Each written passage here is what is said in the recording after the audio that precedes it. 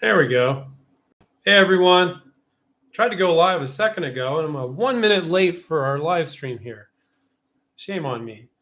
My name is Andrew Krause. I co-founded InventRight with Stephen Key over 22 years ago and been coaching and mentoring inventors to license their products ever since. Licensing meaning that you don't need to start a business, you don't need to hire employees, don't need to raise money, don't need to try to get distribution for your product and reach out to God knows how many retailers, but instead license it for royalties, where the company you license to are not retailers, but the companies that sell to the retailers, the brands or manufacturers, if you want to call them that.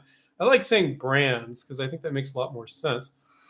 And they're gonna use their money, they're gonna use their workforce, and they're gonna use their existing distribution. So maybe they have 200 employees, maybe they're in 30,000 stores, and they have unlimited money and a line of credit for any product that sells well. So that's the beautiful thing about licensing. You can have delusions of grandeur and you're not delusional because that big company, that's what they do. They do huge volumes. So that's a beautiful thing. If somebody could type in yes that you could hear me, that would be great, just to confirm. And then I'll get started and just get in with some questions here. If you guys could start typing in your questions, that would be great. Okay, fantastic. Everybody's here. As the hour goes on, more and more people hop on. That's just typically the way it always is. All right, great. Thank you, everybody. All right, so we are going to get going here. Just a little legal disclaimer. Anything I share with you today should not be considered legal advice. Please consult your attorney for legal advice. So there's my disclaimer that I actually remember to do at the top of the hour. Usually I do it in the middle once somebody asks a legal question. Okay, Levy, who I'm not sure is regular, so that's cool. Welcome, Levy. If you're a regular, don't be offended. I don't remember everybody's names, but I do remember quite a few. Levy said, once you license a product to market, okay, do you start working with that company for a certain amount of time? No, when you do a licensing deal is you're going to sign a licensing agreement. And sometimes people go, what's the difference between a patent and a license? And I'm like, they're not one and the same at all. A patent's a patent, and a license or a licensing agreement, it states basically that you'll receive royalties for your invention. And there's many clauses in there, like minimum guarantees. They need to pay you a certain amount every quarter, otherwise you can take it back. Usually we insist that you're covered under their product liability insurance. So many other things in the licensing contract. So what you're doing there, Levi, is you're renting or leasing your product to them. Now, the reason that's what licensing is. So I say renting or leasing because if they don't perform under the licensing contract that I just talked about, you can take it back. It doesn't mean you will. It's like they do one little thing wrong, and you're like writing an email, I'm taking it back under the terms of the contract. No, I work with them. Sometimes companies they falter a little bit. Maybe the first, second quarter, they're going to try some new things, and then it kind of takes off. So it gives you the right to take it back, but it doesn't mean like you want to work with them to make it work, right? So your question is, once you license your product to market, do you start working with a company for a certain amount of time? Yeah, you want them to indefinitely have it forever, providing they're selling a certain amount of units and you're making money. Now, if they aren't, you can take it back. It's not hitting those minimum guarantees. If it's not hitting a certain amount, they might give it back to you because they're like, well, this didn't work out the way we thought. So usually in the licensing contract, which might be what you're getting at, I'm not completely getting the question. Usually it'll stipulate 3 or 5 years is very common. But usually if the company's smart, I'm always surprised that companies don't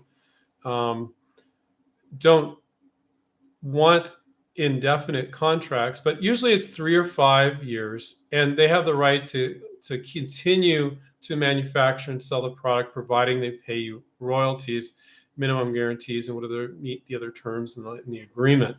But I'm kind of amazed that some people, they don't put that in there and they're okay with just 3 or 5 years, and the inventor could get the company over the barrel. I've never advised one of our students to do that. I've never seen one of our students do that. But why would you do that as a company? It just blows me away. You want to be able to sell it forever, and the company that you license it to. and if it's doing well. And as an inventor, you want them to continue to sell it forever if it's making you money, So it's really, as long as the product works, that's the way it should go, Levi. That's the way it should go. Jeremy said, how much should I know about manufacturing? You say you had ideas that couldn't be made. How am I to know what can or cannot be made if it's a new invention? So I give this example quite often. It doesn't always apply, but it applies the vast majority of the time. You might have a product, and at some point the company says, well, how do we make this?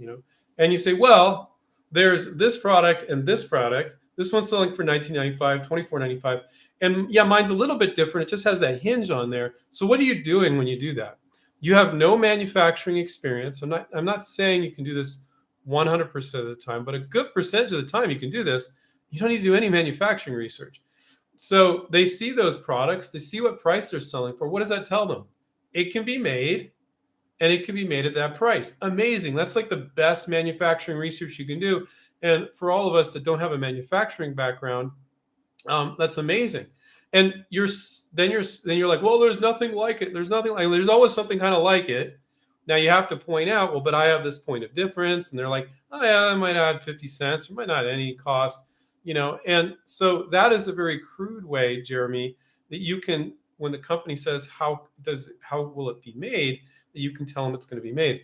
A lot of times, if you're 70% sure that a company can make it and you're not totally sure, a lot of times, you give them enough information and they're intrigued by the benefit of the product. That's what you're really selling. You don't need to figure out all this manufacturing in order to license it to them, especially if there's things that are somewhat in the same space, but yours has a point of difference. You need to understand the point of difference. So one example that I give is like, let's say it's an electronic product, but you know nothing about electronics, but there are products that are similar, but you have a change. You just change the form factor. It has a handle on it or whatever it has. You don't need to know about those electronics. And I'm assuming you're contacting a company that does electronics. And if you could cite a product that's out there, they'll be like, oh yeah, we got it. And they'll get some quotes overseas. They want to make sure they can make it and make it at a reasonable price. But really, it's pretty rare. It's pretty uncommon that our students need to figure out all the manufacturing. Most of the time, you can look at similar products and make assumptions. Not all the time, but most of the time. And Jeremy, statistically speaking, that's probably the case with your product. I have no idea what your product is. So, but it would be very daunting to figure that you needed to understand all the manufacturing. You need a certain type of plastic, and you needed know exactly what hinge. You needed all that stuff. My God, no, you don't need that. Because as we always say here at InventRight, you're not selling a patent. You're not selling a prototype. You're selling the benefit of your product.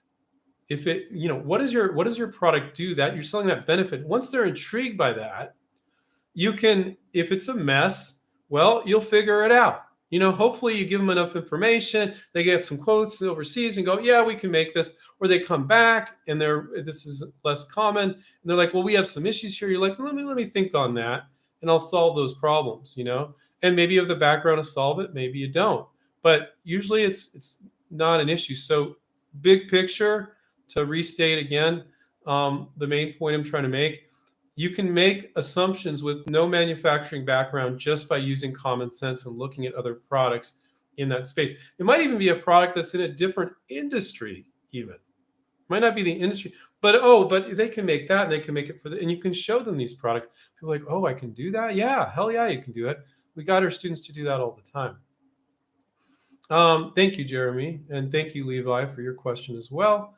My 2 cents is their handle. InventRight students can have a virtual prototype created. Correct. We do that for our students. Can it be animated? No. If it needs to be, to show how it works in their product video. And are 3D models good enough to send out for manufacturing? So when we do 3D renderings for our students, they're beautiful renderings, but they're not animated and they're not engineering oriented. We've had some students that are like, hey, can you send me the CAD that you did? But there's no dimensions on it. There's none of that. It's just something that looks pretty. But we've had a few students that said, can you send that to me? And some different of our designers, they do it in different software programs. And if you can utilize that, great, but we don't sell it, we don't promise it. And so if we do the virtual prototype for you and, hey, can you send me the model, and you're capable enough, or you want to send it to somebody and then change it up and give it dimensions and all that, great. But we're not providing you engineering drawing. We're providing you a beautiful virtual prototype. That's what we're providing. And no, we do not animate it. And I find that most of the time that animations, but we can show different, product shots. It can be shown from some different angles. I guess you could turn the different angles into a GIF. I'd have to ask our design studio manager if I've done that for a few. For a GIF, for those of you who don't know, a GIF is just a series of images that keeps moving. And so it's kind of like an animation. So I guess we could do that. But I haven't asked our design studio manager if we're doing that for any of our students. So officially, the answer is no. But I've seen a lot of really cheesy animations from these invention promotion scam companies, and they're terrible, some of them. Oh my God, they're like laugh. If I didn't know the inventor threw a bunch of money at this invention promotion company, I would laugh, but I would never laugh because I feel bad for them, because they're just so distracting and horrible, some of the ones that I've seen. But I have seen ones from other companies that do a great job as well. So don't get me wrong. I've also seen them charge insane amount of money. What we charge is insanely reasonable. And it's also included with our premium coaching program. But enough of that. Let's see. Wow, we got a lot of questions here. As always, for those of you joining, I want to remind you that we only got an hour here, which is a long freaking time. But I can't always get to all the questions, but I will ask them in order. So if I don't get to your question, next time we do one of these, just get in earlier at the top of the hour. It's at 4 Pacific every Monday. You can adjust for your time zone and jump in and ask a question a little earlier. Thank you, my 2 cents, for your question. Mick said, hey, Andrew, my PPA is going to be 1 year old in December. We get this question every single time. I almost want to just send people, just put a link to the video and people can watch it. But my PPA is going to be 1 year old in December. What do I have to do to extend it for another year? And how many times can it be extended? Thanks, I'm learning a lot. I'm going to give you the short version because we get this all the time, but it's a good question, Mick. Everybody else has it. You cannot extend a PPA. Now, don't freak out. Go, oh, crap, I'm screwed. No, you're not. So if you haven't made public disclosure, sold it at a swap meet, put it up on a website, put it on a public YouTube video, if you've just been privately showing it for a license, 99% of the patent attorneys I've talked to don't consider that public disclosure under the American Invents Act that was passed. So you can file it again. Now, it will not extend your date. So if you filed it last December and it's going to come due this December, you could file a new one today and it's completely separate. They're never connected to each other, okay? You could file one today and you get a year from today, okay? And you could just keep doing that forever. Kind of what's the point, though? I mean, if you're in that situation, great. That's a great benefit to you. But here's my thought. Why do you file a provisional if you don't know how to reach out and license the product? Well, because you get the warm and fuzzies. You feel good. You're like, I can say patent pending, which is great. It only costs you $75 if you did it yourself, or if you did it with our smart IP software you can find on our website. And yeah, you can go to inventRight.com and click on patents, and you can find out more about that software. We include it with, we have an unlimited version while you're a member with us if you join with the premium program, or actually Academy too. And then for the public, we have a one-time use version. But you can file a provisional for $75. So, but why file it if you're just going to sit on your hands and the time's going to run out? So you should file it, and then you should be like the next week or the next couple of days, you should start reaching out to companies. Got a whole year. You'll never need a year to fish off the pier and see if there's interest. There's a weird light coming onto me there. But they are not connected. So here's which I love pissing off patent attorneys, only the unethical ones, not the cool ones. But I've talked to so many inventors that think that they're going to be screwed. And the patent attorneys, you're going to lose your priority date if you don't file, because sometimes they had patent attorney file a provisional for them. If you don't file that before December, you're going to lose your priority date, which is right. You'll lose your priority date if you don't file a full utility and reference that provisional and get that date. But who cares? I mean, What are the chances somebody comes up with the same thing in that period of time? Is that worth $10,000, $12,000 to a patent attorney when you can file another provisional for 75 bucks? File it today, Mick, or next week, and file the exact same thing. You get a year from today. Okay, you don't have to wait to December. You can let it expire after December. You can file it before December. They are not connected in any way, shape, or form. The only thing that's connected is a provisional you file. If you later file a full utility and you reference the provisional within that year, then you get the priority date from that provisional. And I've said this so many times, but it's helpful to you guys. So I just have to keep saying it. So, and if you don't understand that, I don't know. We have almost 900 videos on our InventRight TV show. So you could search just our channel. You can do that. You can go to our channel, inventRight TV, click on the logo, search the channel, and you'll probably find a few videos of me or myself or Stephen rambling about that. Tony said, thanks again for always being there for us. Thank you, Tony. You're always so supportive. And I'm going to just say it right now, long before we finish.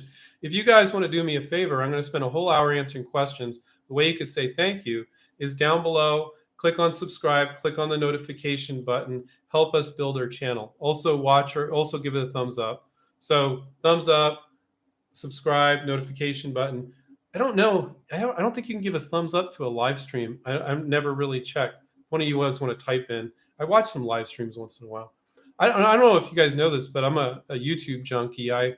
Every night on my TV, I'll watch 30 minutes to 3 hours of YouTube. It drives my wife nuts. I usually, when she comes down, we'll watch something else. But I'm just a learning freak. So it really means a lot to me that you guys are spending the time to listen to me. Because I have a lot of people I'm fans of on YouTube as well. Hoostery Project is their handle. When submitting a provisional patent application, error messages on documents said embedded fonts. I tried to embed fonts, but they still have the same error.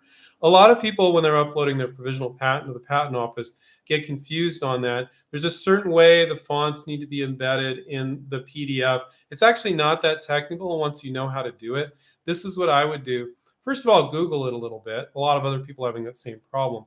But then call the patent office, the Office of Independent Inventors there. They're super helpful, and they can help you with that. They won't charge you anything. If you're like, oh, they're a government agency. Well, the patent office actually is funded with your patent dollars. They're not funded by taxpayers. It's quite the opposite. Actually, Congress and other entities try to suck money off from the patent office. They're completely self-funded, which is so cool. But part of the reason why I think they're a little bit more customer service oriented than other government agencies, because they see you as customers, because without you, they wouldn't have the funds to run the patent office. And then they wouldn't have their salaries and they wouldn't get paid. So if you had bad experiences with United States government agencies, I find that you'll find it'll be a lot better. They're super helpful. I had this woman that was completely, utterly not tech savvy. And she told me how she was on the line with somebody from the patent office for an hour and a half to fix the problem. Now, if you do get somebody that's not super helpful, just say, oh, thank you very much, and hang up, and then call 40 minutes later. They probably call right away, and you might get somebody else. And they're very, very helpful. So, but a lot of people have that problem with the embedded fonts and the PDF when you're uploading it and you're uploading your provisional patent. It's not something to freak out about. You'll figure out how to do it, and you'll go from there. Tony said, thought I had identified 85 different spatula brands on the Walmart website. Then I heard you say recently they sometimes make up a name for their own products. What's the best way to discern them? I think you're misinterpreting a little bit, but I know what you're talking about, Tony. So, you're talking about Walmart.com, not Walmart. Walmart.com is, I've never actually gone on there, so I'm not an expert at it, but it's kind of like Amazon. Anybody can go on Amazon and sell on Amazon. Anybody can go on Walmart.com and sell on Walmart. That's very different than getting distributions in their store. So I think what Tony's referring to, how do we know regular brands from department store brands? I don't know the difference between a regular brand and department store brand. Oh, okay. All right. So now I was going to ramble in another area. I think what he's saying is some of them are house brands. So on generic items, sometimes like spatulas or chairs or towels or things, Walmart or Target or their major retailers will have their own house brand. And they're and really house brands or the Walmart brand. What's the Walmart brand, guys? I'm trying to remember. Mainstays. Mainstays is one of the Walmart brands for some things. So you don't really know. You can Google it. You can see who owns it, who owns such and such brand. They're not just making up the name. So because you're very unlikely to license to a house brand for a major retailer because they're just trying to reduce costs in generic items. They don't want to do anything really innovative. You're more than likely to license to a company that sells to Walmart or Home Depot or Target or wherever, and they are doing the innovative brands. And the retailer, let's say Home Depot, is like, yeah, we'll take on that new drill or whatever it is, and we'll sell that. And if it doesn't sell, they'll probably send it back to the manufacturer. But they're not taking on and doing really innovative stuff like most of you are doing. It's possible, but highly unlikely. So to answer your question, Tony, to figure out if they're a house brand or not, just Google it. Who owns Mainstays? I bet if I type that in right now, let's say Walmart. I'm 99% sure that's their house brand. So hopefully that was helpful. Let's see. Human is their handle. It's a fun human. It's good. You're a human, not an alien or something else. Well, aliens are welcome here as well. What are the benefits of working with licensing agencies? What are the percentages? There aren't any. So if you look for a licensing agent or invention promotion company or whatever they want to call themselves, I have never met an inventor in the 23 years I've been doing inventRight and the 14 years I ran an inventor group that ever had an invention promotion company license a product for them. But every day here at inventRight, Sylvia and Dana that do sales for inventRight, sometimes we call them an advisor, but they're salespeople. They're super friendly. We're not supposed to use the word salesperson, but that's what they are. They talk to, or I talk to, because I talk to a percentage of people interested in our program as well. We have at least one person a day. It might be one every other day that's been taken for 10 or 12 grand. There are some companies that'll try to take you for 3, 4, 5, 6 grand, and they just pretend to work on your product. Then a year later, they say, oh, nobody was interested, and they won't even show you who they reached out to. I talked to a guy the other day. They're like, they told me they would let me know if I got interest, but nobody's interested. Well, can you send me the companies? No, we can't. What? How do you even know you're working on it? So human, that's their handle. If you're looking for a company to do this for you and reach out for you, you're in for a world of hurt. Now, there used to be legitimate in the one business where there was legitimate agents in the toy business, but that's dead. You can go direct to toy companies now. Anybody that's a toy agent, that's like archaic. Yeah, don't look for that, man. You're going to get screwed. You can go direct to, and when I say screwed, you're going to get screwed by some invention promotion company where it sounds good. And to be honest, if you just Google them and you maybe go to the second page, if they stuff the first page of, so you can't see all the bad reviews. And if you don't see a bad review, it might just be that they're a new company. And then in a year or so, they're going to have tons of bad reviews and they just come up under, they go under and they come up under another company. You're in for a world of hurt if you're looking for somebody to try to license it for you. Now, it's not that hard to license a product. It's work. It's something you need to know. But if you reach out to the companies that are in the major retailers where you want to be, I've never had one of our students in 22 going on 23 years. I need to see exactly how long it's been. It's in that range. That has been ripped off by a company they presented to. So the type of ripoff I'm talking about is invention promotion companies ripping off inventors. The Federal Trade Commission, the Patent Office warns against them. But inventors is an endless stream of green inventors that want to get taken advantage of, or they just don't want to do any work. I guess great idea, $1 million idea. Company says, yeah, it's great, it's great. They're just going to pretend to work on it, and then you have nothing to show for it. But if you're reaching out to companies directly, you know what's going on. You can reach out via LinkedIn, via email, and via the phone. You can get into almost any of these companies, and that's what we guide our students to do. We've been doing that for a long time. We've been doing it for so long. Back in the day, we had people mailing their sell sheets, and people would ask me, hey, can I send a fax, Andrew? And I'd be like, it's like black and white. It's not really going to look very good. I wouldn't do it. But we've kept up with the times, of course. Now it's LinkedIn and it's email. And still, if they don't get back to you via email and the phone, you're going to pick, email and LinkedIn, you're going to pick up the stupid phone and you're going to call them. I don't care how shy you are. It's not that hard. The gatekeeper might help you. I've had students that couldn't get in via email and LinkedIn, and the gatekeeper was helpful, and they got to the person. So, but a lot of you would prefer to use LinkedIn and email first, and then go with the phone call later. Okay, we got 30 companies. Oh, I got into 23 and the other 7. Okay, I'll call. But human is their handle. Do not look for a company to say they're going to reach out for you. I've talked to inventors where they were considering us and they were considering an invention promotion company, and I explained all this even in more detail. And I said, we're going to make you do work. They're not going to tell you do any work. You're going to end up with nothing. And they came back like a year and a half later. Andrew, you even warned me, and I still did it. Okay, so don't do that, guys. I'm not talking down our competition. They're not competition. They're scamming. Okay, and I never mention any company by name, but look at the statistics. It's ridiculous. Willetta said, hello, is there a website to file a PPA? So the website, as Hilldog wrote there, that's a fun handle, is the Patent Office, which is uspto.gov. Now, they don't have like detailed tutorials. This is how you write a provision. They don't have that there. If you go to inventRight.com, I'll type in the USPTO to www.uspto.gov. So that's the Patent Office website. And inventRight.com is our website. And for $99, you can buy our smart IP software, which will help you write it. And then you got to pay the Patent Office fee of $75 to file it if you're a micro entity. Most of you qualify as a micro entity. If you're in over a certain dollar amount, I forget the exact amount, it's pretty high annual household income. You need to pay $150.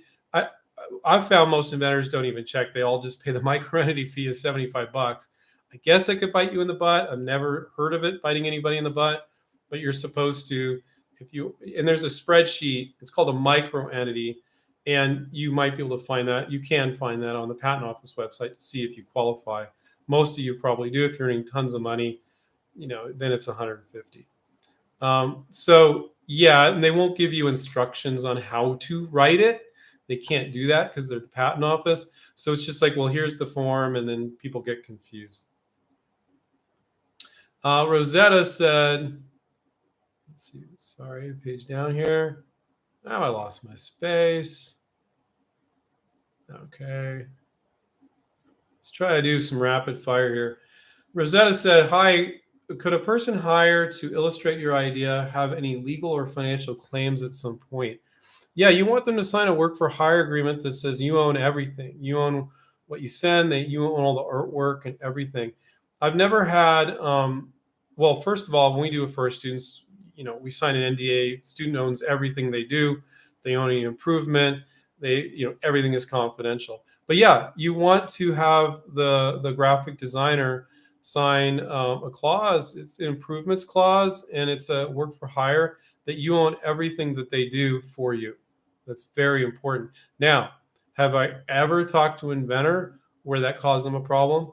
No. I mean, these people are just trying to make a few bucks. Quite often they're overseas, or maybe they're in the US doing some graphic design for inventors. They're not there to scam you, but you do want them to sign a work for hire agreement that says you own everything. Absolutely.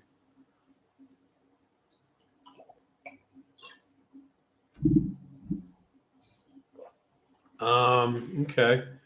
Tony said, we've seen you do this before, but could you please tell us about one of the items behind you that you haven't touched on before?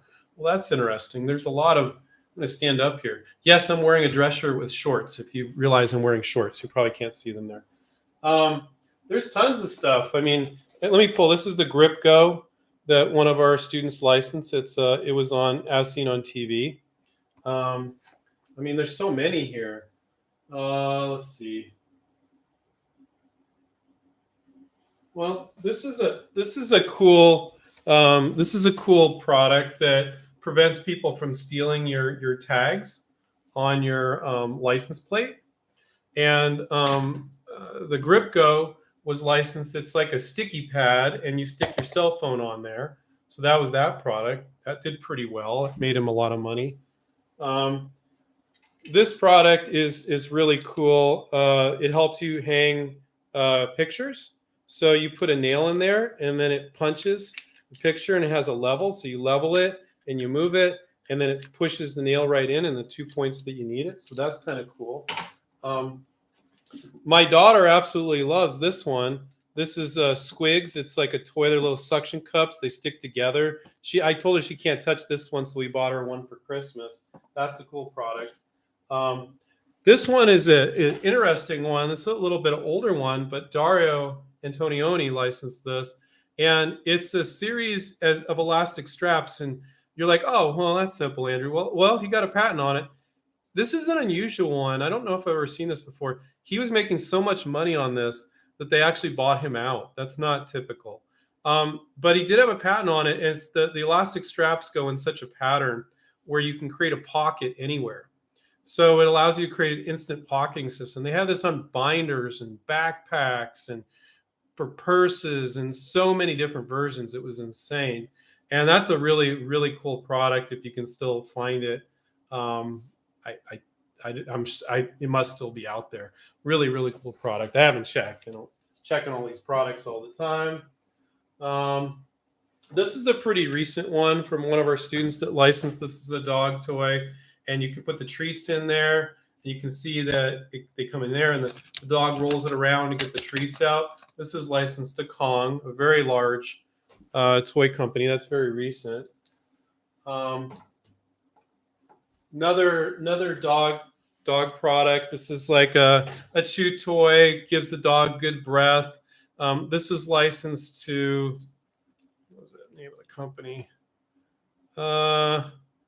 Fetch for Pets, I believe. But it was also co-branded with Arm & Hammer right here.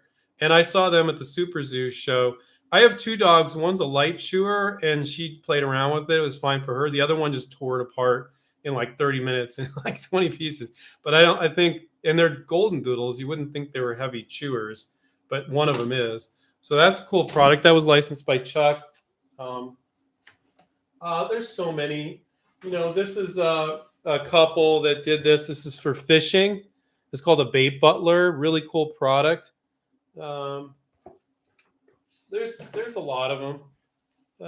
Those are just some of the products on the shelf. If you go to our website and if you go to inventRight and click on testimonials, you'll see a lot of products. There's a lot more than we could put up there. The page was like taking too long to load because there was too many. And I think, so you can take a look at those. But yeah, now some people misperceive, oh, you guys just do consumer products. No, we had a guy that had this giant boring drill, not this size, but the size of a Volkswagen Bug, and he licensed that. And so you can do industrial, you can do commercial products, you can do B2B products. You can license, if it's a product and there's a distribution channel where people are selling it, you can license it to the company selling those similar products. So you can't license everything. Like if you had this new concept for a new website, right? It's possible, but let's say you wanted to start, God forbid, like a new Facebook or something. Well, you're not going to license that.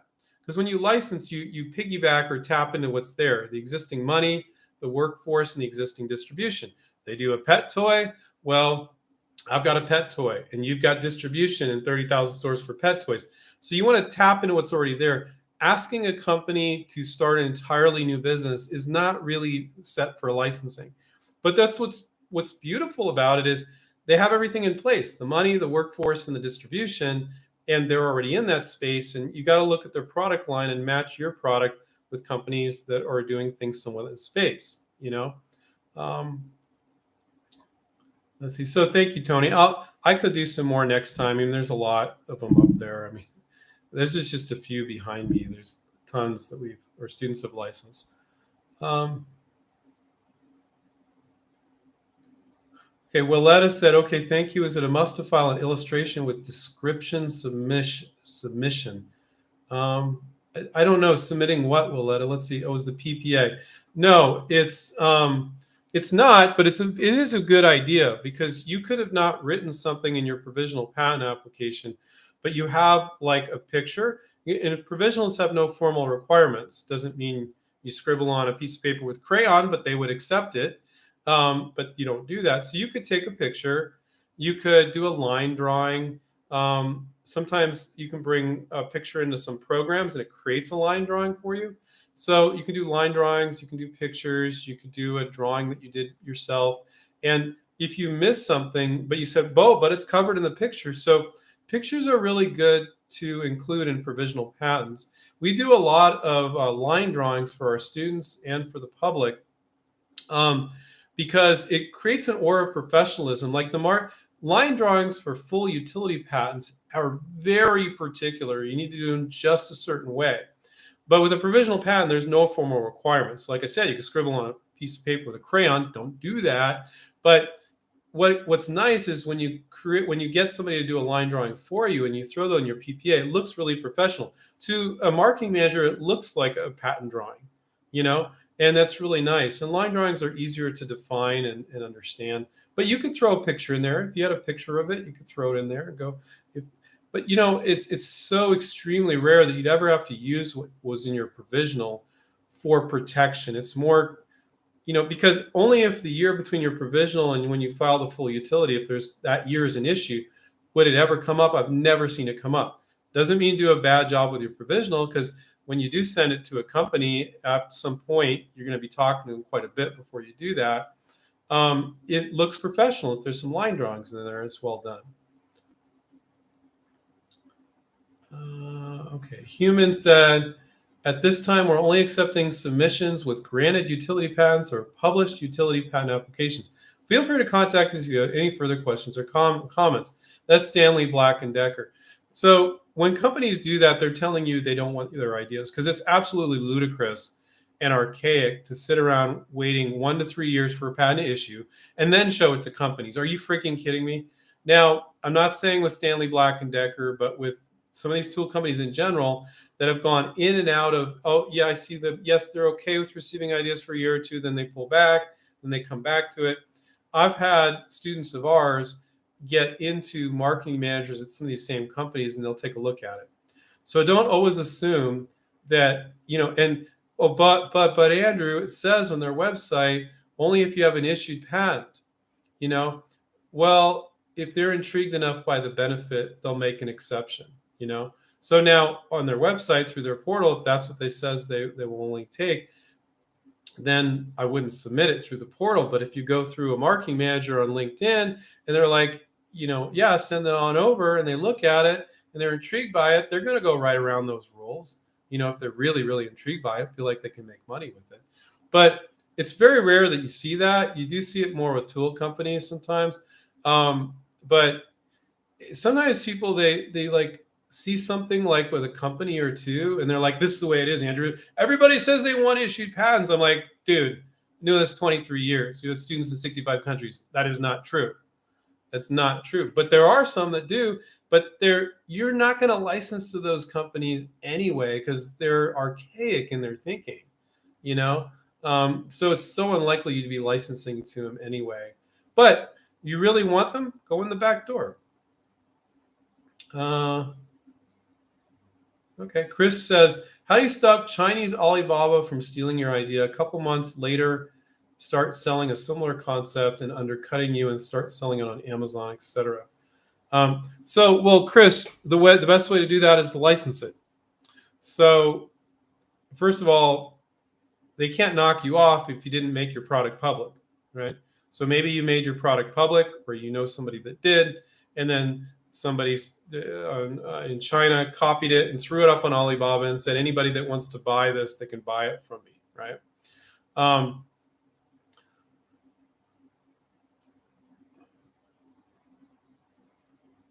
Okay, so first of all, somebody selling Alibaba isn't really going to necessarily mess you up. So here's the best form of protection. License it. First to market is the best form of protection. So if you license it to, pardon my language, a big ass company, maybe that's selling 50,000 units, 500,000, 2 million units. It depends on the product type, right? And they get it out there in a big way, okay? Because they're a big company and they get it out there distribution. And then some Chinese company sees that they're doing that, and they knock it off and they throw it up on Alibaba. Who gives a crap? Who cares? You know, your company is selling 90%, and some other companies are maybe because the ones that the Chinese companies that put up on Alibaba, sometimes they're selling it themselves on Amazon. Sometimes they're just saying, hey, does anybody else want to buy it? Some Americans buying it, throwing it up on Amazon, selling it. And maybe your big company, because they're a big company, they're not you, sends a cease and desist and they go away. Maybe they don't. Maybe some do, maybe some don't. Well, congratulations, you're successful. You're selling, your company is big, they're selling 80, 90% of product, and the knockoffs are selling 20%. There's no way of preventing that. The best way to prevent it, though, but here's the problem. You sell it in some sort of small scale, somebody knocks you off, they think you're the knockoff, right? But you license a big company, they're first to market, push it out there in a big way, very fast, very hard. That's the best form of protection. That's a better form of protection than any patent. So you can't prevent that from happening, Chris. But if it's happening to you, like maybe you're venturing the product, when our students are licensing, we say don't publicly disclose it. If you've already been selling it yourself, and then now you want to license, okay, that's fine. But you can't prevent that from happening, nor should you try. And if you think a patent's going to prevent that from happening, you're wrong. Okay, this one's cool. Tony said, Tony Tally is their handle. What would you say to someone that has ideas but is too scared to try? Good. I love that question. You should be scared of ripping yourself off, because if you're an inventor and you got all these ideas, and if you got halfway decent ideas, eventually you're going to start seeing, if you're looking at the marketplace, some of the ideas come out that you had just been thinking of, and somebody else thought of it and they brought it to market before you, right? So you should be afraid of ripping yourself off rather than somebody else ripping you off. In the 23 years we've been doing this with students in 65 countries, I've never had a single inventor that I'm aware of that had their idea stolen by a potential licensee, a company that they sent it to. So that is a solid statistic. It'll happen one day. Have I talked to inventors outside of inventRight where they say, oh, this company stole my idea? Yeah. And at least half of them, the inventor was acting like a whack job that didn't give the company a right to do it. But like, I'll give you an example. I talked to this one guy, and he said he'd been talking to this company for 8-10 months. The company really liked it, started moving forward, started spending money on it. I think they spent 8 or 10 grand on it. Like, I would never do that unless I confirmed the relationship with the inventor, but they did. And they never talked money. And the inventor insisted on $750,000 up front. And I'm like, and he said, I wouldn't budge because that's what it's worth. And he started talking. I'm like, dude, you're a freaking whack job. Yeah, you could earn a lot of money over time. You earn your royalties quarterly. As they make money, you make money. The biggest companies in the world won't pay you that much money up front. You know, now if you start a business and you've been selling it and you got distribution in 30,000 stores and inventory, this, okay, you know, but they're buying your business. But when you're licensing, you want to backload the deal. As they make money, you make money. And this guy insisted. He was just like, I'm like, dude, you killed the deal. You know, and I could tell he wasn't even listening to me. He was whacked. You know, don't be that company. Now, it wasn't okay for them to then figure out a way around him. They worked around it and they went ahead and did it. They're like, screw you. You know, and that's not okay. I'm not saying that's okay. But I've seen more than my fair share of inventors outside inventRight that were just completely off base. Now, I've got other ones that weren't, but it's very rare. So, Tony, you said, what would I say to someone that has ideas but is too scared to try? You shouldn't be, because companies aren't knocking you off left and right. You know, in most categories, they're very friendly.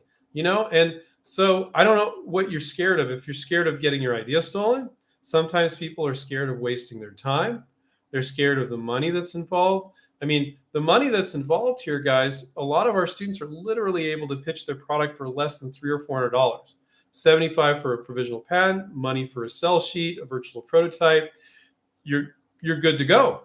And you could be potentially earning maybe, you know, $100,000 or $200,000 in your royalties. Other products, maybe tens of thousands of dollars a year in royalties. But it adds up over time. If you're earning $100,000 a year in royalties and the product is doing well and it sells for 5 years, that's $500,000. And you didn't need to run a business. You didn't need to risk your money. You didn't need to do any of the work. You need to do the work to close the deal, but that's it. So you should be afraid, Tony, of not taking advantage of the incredible opportunity that is licensing and of missing out. Because if you don't show your idea to anybody, you ripped yourself off.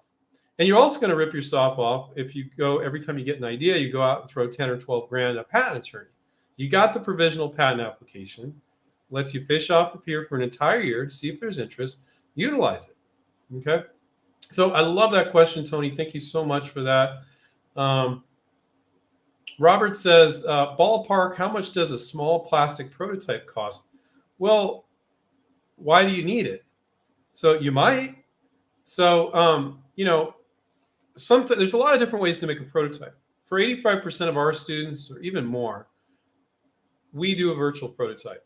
Okay. So that's very, very cost effective. It can cost you anywhere from, I don't know, not from us. For us, it's very affordable. I mean, I think we charge $350 for a sell sheet and a VP. I think $250 for a VP for non-students, virtual prototype.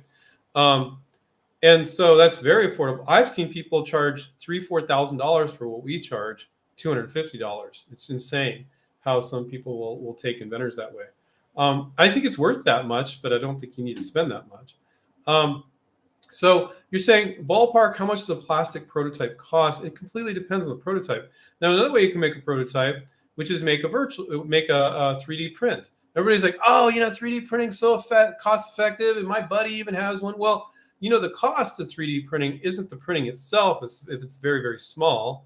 If it's very large, it's whatever. So as far as the printing goes, it's how much time is the machine going to take to print it, and that's the cost of the actual printing.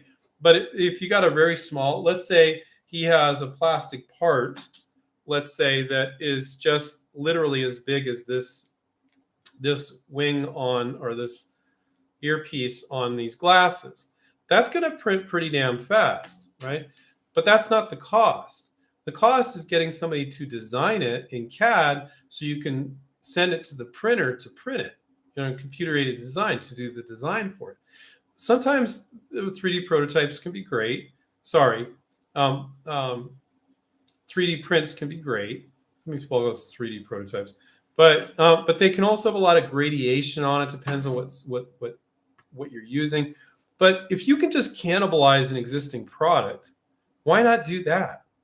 A lot of times you can find a product and cannibalize it, put it together, and you don't need that prototype. That's your prototype. Okay, so you can Frankenstein it, get it 3D printed, or you can do a 3D rendering. There's many other ways of doing it, but I cannot possibly answer how much would a small plastic prototype cost, because it all depends on what's involved with designing it, and then with printing it or molding it or whatever the hell they're doing there. It depends on the product. But what I'm going to say, which will shock a lot of you because you've been here a lot, you don't need it most of the time. Okay, so, which is, again, I said at the top of the hour, I haven't said it for a while here on this stream. You're not selling your prototype, you're not selling your patent, you're selling the benefit of your product. So your marketing piece, so one-page PDF sell sheet showing your product, maybe a virtual prototype, maybe something you cannibalized, you made it look good, and it looks good in the picture, but it doesn't actually work, it falls apart, that's fine too, believe it or not. You're trying to relay the benefit of your product. You're going fishing. That's what you're trying to do. So most of the time, Robert, you won't need a small plastic prototype. But I can't answer without knowing what your product is. And I'm not a prototyper, right? I can tell you can do a 3D rendering for you, which are beautiful. Human mentioned provisional patent applications are not published, which is fantastic. They can't see what you have. They can't look it up. It's beautiful. You say patent pending, and let's say a company wasn't on the up and up. They cannot see it. It's amazing. It's a great tool. Savage Kings is the handle. Provisional patent or licensing for the clothing industry. Clothing industry is a very tough industry. And, I was telling you just a second ago, people aren't knocking each other off left and right. But guess what? In clothing, they are. A designer comes out with something, Donna Karan or whoever, and before you know it, there's some other designer knocking that same cut off because it's next to impossible to patent clothing designs. I'll tell you the exception in a minute here. So all the designers do is knock each other off. Now, how do they protect themselves? They protect themselves with their brand. It's Calvin Klein. It's Donna Karan. You better not mess with the clothing designer's brand. Be doing knockoffs there because they'll kick your butt, right? Unless you're selling stuff on the street, you're selling, Coach handbags or something like that. But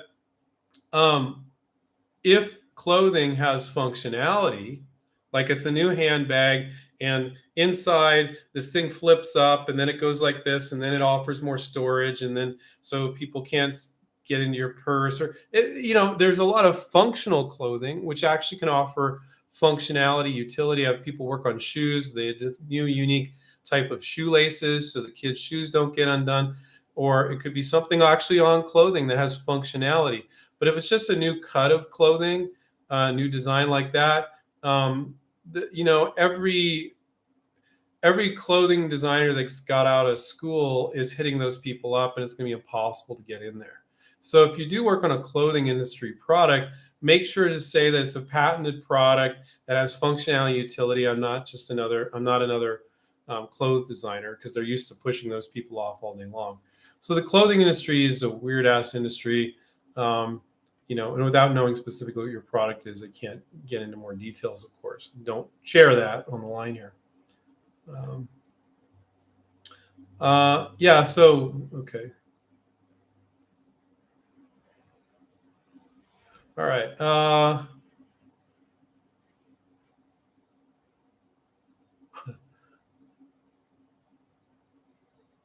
Yeah, no, it's fine. Mike said, "Hi, Andrew. How do you feel about ex-students starting their own company and doing exactly the opposite of what you guys teach, what they've learned?" I think what he's talking about is they want to make and sell the product themselves. I think that's perfectly fine.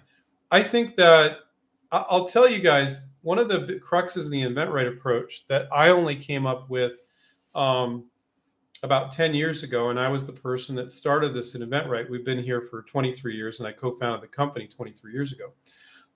Is when people would be upset they didn't license their first product. They would go, "Well, I know this makes sense, and God damn it, I'm going to start my own company. I'm going to prove them wrong." I'm like, well, you got to look at your business model here, okay? So there's a difference between licensing, put all the money, all the work on their employees, not yours, and tapping into their 30,000 stores they're in. It's a fictitious example. And you can keep your day job, you can keep your business. And every time you don't license a product right away, you can say, "I'm going to start my own business." You don't know what you're getting yourself into. Most of the time, you need hundreds of thousands of dollars. You need to hire employees. You need to do all sorts of stuff that you don't want to do. Retailers don't take one SKU, one product company seriously. You're a pain in their butt. They don't want to deal with you. But when you license to a company that has 50 products, 9,000 products, 500 products, they're not only going to get it in the stores, but they're going to help keep it in there. And so people don't understand what they're saying. "Well, I couldn't license this product, so I'm going to start my own business, damn it." And if you're as excited about starting a business, which when I get in the weeds with people and I explain it all, they're like, "Holy crap, I don't want to do that. I don't have that kind of money. I don't have that kind of time. I don't have any of that."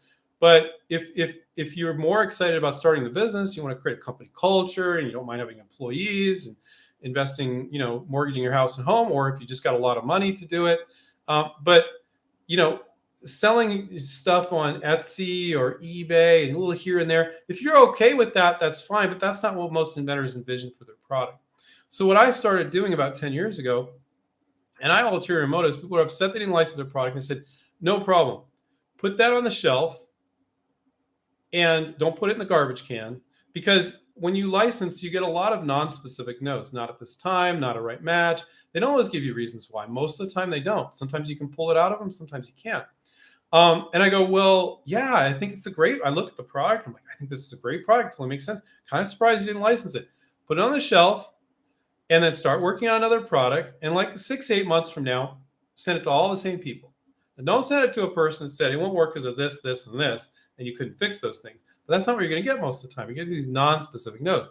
Reach out to them again. And my motivation when I did that 10 years ago was to get them to stop crying about not licensing their first product and to move on to the second product.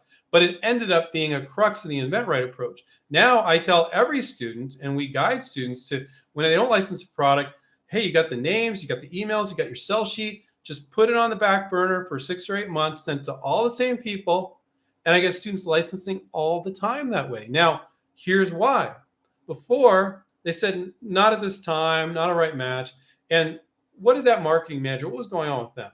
Well, they got 3 projects, they're inundated with email, they're overwhelmed. They did not have time to take this on. People always think you're licensing to the company, but you're approaching people within the company. That happened to be the right person you're talking to.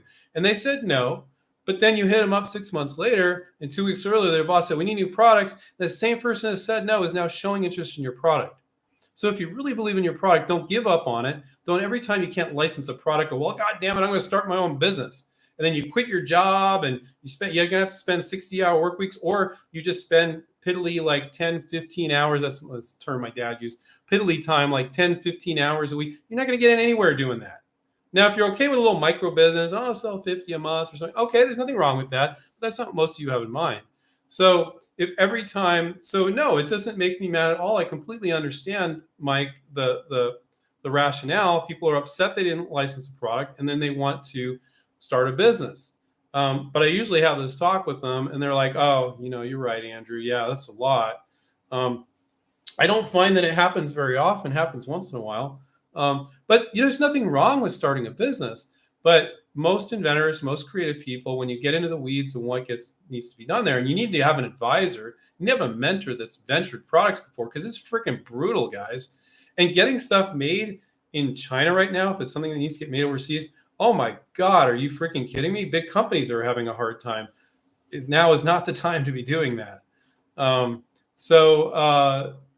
No, I don't think that's a problem at all, Mike. I understand it. It's just human psychology. I think a lot of our people in general, I don't find that it really happens. I've had conversations with students about it. Really, I don't see it very often at all. Mr. T is their handle. I need help with an industrial use product I have developed. Can I contact you? Yeah. So just go to inventRight.com, click on Contact Us, and you can talk to Sylvia or Dana, and they'll explain how we work and how we can help you and all that. And yeah, so go to inventRight.com, click on Contact Us, and book a call for any of you too, not just Mr. T. His handle's Mr. T. So Melvin says, one of my inventions is an innovation to industry, and could be used in many licensed products in industry. Does InventRight handle such things often? Thank you for your help. Yeah, we see that all the time. What we help the inventor do then is go, okay, it could be over here, it could be over here, it could be over here. Maybe let's say it's in 4 different markets. It could be applicable. You go for the low-hanging fruit. And so whichever deal is the easiest one to close, you can close a deal with the company for that version of the product for that industry, and even get them to pay for the patent. They give you the money as an advance on royalties, pay for the patent, which could cover in all the industries. And then you go off, and when you license it, you sandbox it. You say exclusive, but for this particular area, and you leave it open for these other areas, so that you can license it in those other areas. And we guide students all the time on that. Sometimes I get into the weeds with the student, and we take a look at it, and they're not thinking right on how it could be done in different industries. Or they're thinking too big. I'm like, well, let's do this deal, and then let's do the deal over here. So sometimes when you have something like that, Melvin, you don't have one product, you have 4 or 5 products. So now you got to figure out which one to work on first. And you can keep the rights for the other ones that you don't license in those industries or distribution channels or the product type or whatever. So yeah, that's common. Raquel said, I like that you should be afraid of ripping yourself off. Thanks so much for the reminder. Love you guys. Thank you, Raquel. Yeah, really, most inventors rip themselves off out of their own fear. They rip themselves off by never working on their invention. They rip themselves off by thinking all they have to do is throw a bunch of money to patent attorney, then don't do anything after that. There's so many ways that inventors rip themselves off out of their own fears. So, but if you never get your product in front of anybody, you're never going to license your product. So I can see, wow, I got to most questions here. I can't get to all of them, but because we're at the hour here, and if I didn't answer your question, please just join earlier at the top of the hour next Monday. I'd be happy to answer it. I want to remind you guys to click down below subscribe and click on the remind button as well. If you're not subscribed, that's the way you can say thank you to me for answering your questions for a full hour. Please do that. Watch more of our videos. Give us a thumbs up. Interact. Ask questions. We have a free resources page on our site too. So go to inventRight.com and click on the free resources button in the upper right-hand corner. If you're on the web, if you're on the mobile, you got to click on the menu and you'll find it. And I want to remind you guys to take care and keep inventing. And I'll be right back here next Monday. And if you want to talk to us about getting more help, go to InventRight, click on Contact Us, talk to Dana and Sylvia. They're super friendly. Okay, see you guys. Bye.